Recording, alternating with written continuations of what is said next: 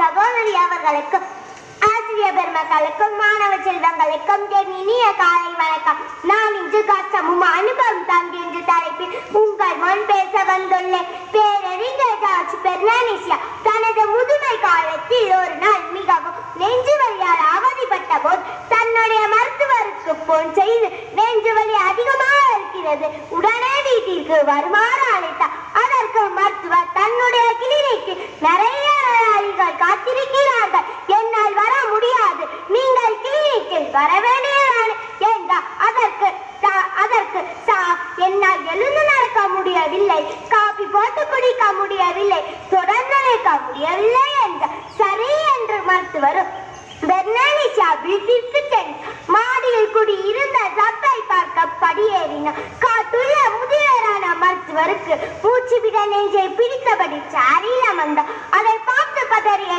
சூடா காப்பி போட்டு டாக்டருக்கு கொடுத்தார். அவரின் நெஞ்சை தடவியபடி நின்று சூடா காப்பியை குடித்து முடித்து கூடா தன்னுடைய பேப்பர் பேடையில் 30 பவுண்டர்ஸ் பில் எழுதி பெர்னானிசியா கையில் கொடுத்தார். சிரித்தபடி டாக்டரை பார்த்து, என்னப்பா டாக்டர் இது, எனக்கு வைத்தியம் பார்க்க வந்த உங்களுக்கு நெஞ்சு வலி வந்ததா, பணியிடை செய்தேன், எனக்கு போய் பில் எழுதி தரீர்கள் என்று கேட்டார்.